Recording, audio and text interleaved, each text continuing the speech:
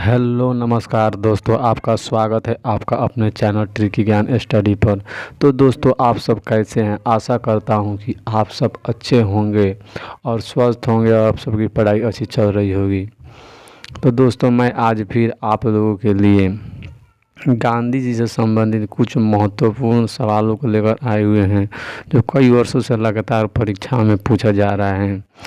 तो चलिए दोस्तों, हम सब अपने कीमती समय बर्बाद किए बिना अपना वीडियो को शुरू करते हैं। आपका पहला सवाल है, इंकलाब का नारा किसने दिया? आपका पहला ऑप्शन है A Bhagat Singh, B Subhash Chandra Bose, C Chandrashekhar Azad, D Mohammad Iqbal. आपका सही जवाब हो जाएगा option number D Mohammad Iqbal.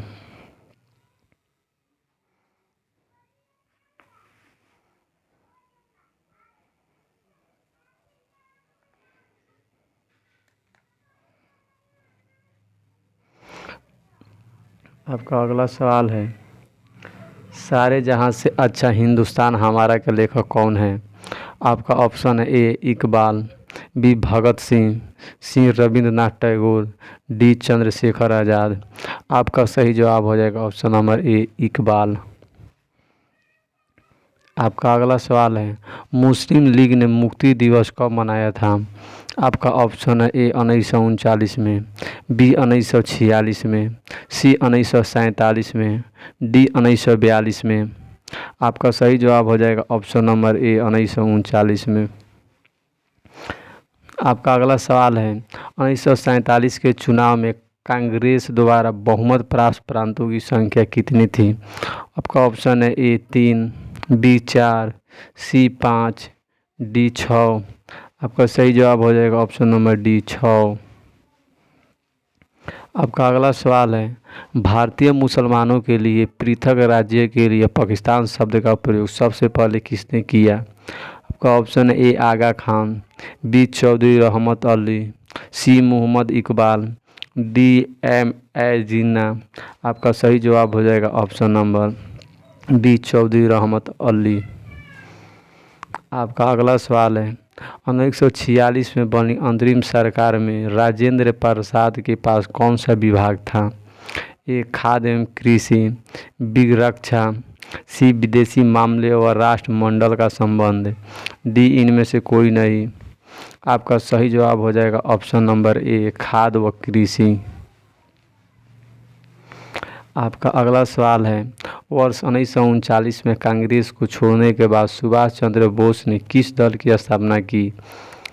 ए revolutionary front, B Indian freedom party, C Azad Hind Fauj की, डी फॉरवर्ड ब्लॉक की। आपका सही जवाब हो जाएगा option number D forward block. आपका अगला सवाल है, 1946 में गठित अंतरिम कैबिनेट की अध्यक्षता किसने की? का option A Pandit Jawaharlal Nehru, B Vallabh Bhai Patel, C Rajendra Prasad, D C Rajagopalachari. आपका सही जवाब हो जाएगा option number A Jawaharlal Nehru. आपका अगला सवाल है, हंटर आयोग की नियुक्ति की गई थी? ए 1857 के विद्रोह के बाद, बी बंगाल के विभाजन के बाद, सी जालियांवाला बाग हत्याकांड के बाद, डी काल कोठरी घटना के बाद। दोस्तों, आपका सही जवाब हो जाएगा ऑप्शन नंबर सी जालियांवाला बाग हत्याकांड के बाद। आपका अगला सवाल है, 1932 के पूना समझौते के साथ किसका सीधा संबंध था? ए भारतीय कृषक वर्ग, बी भारतीय महिलाएं, सी भारतीय मजदूर वर्ग, डी भारतीय दलित वर्ग। आपका सही जवाब हो जाएगा ऑप्शन नंबर डी भारतीय दलित वर्ग। आपका अगला सवाल है, भारतीय स्वतंत्रता संघर्ष के दौरान किसने फ्री इंडियन लीजन नामक सेना बनाई? A Lala Lajpat Rai, B Subhash Chandra Bose, C Ras Bihari Bose, D V D Savarkar. आपका सही जवाब हो जाएगा option number B Subhash Chandra Bose ने बनाए थे।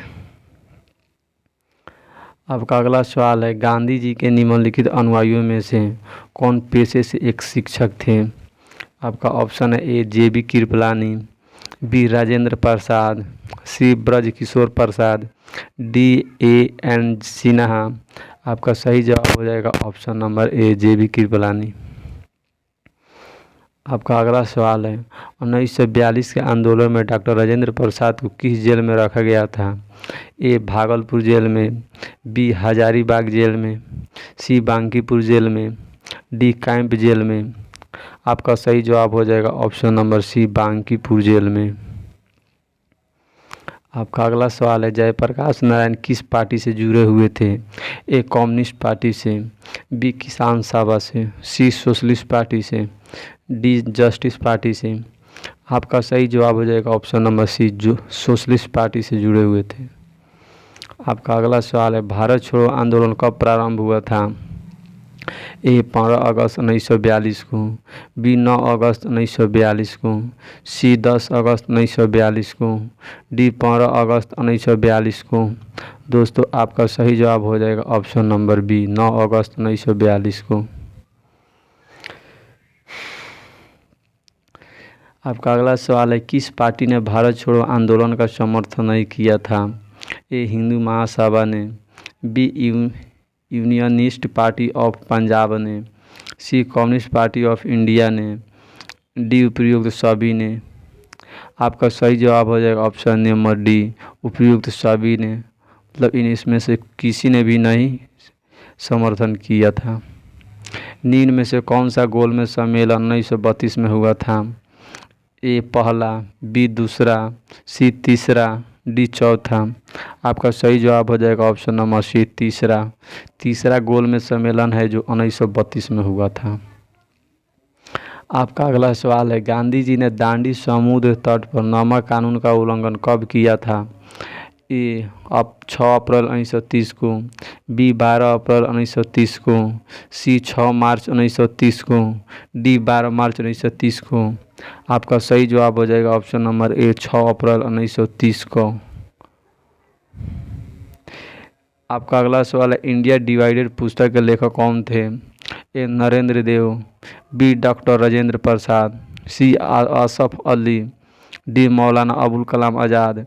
आपका सही जवाब हो जाएगा option number B doctor Rajendra प्रसाद।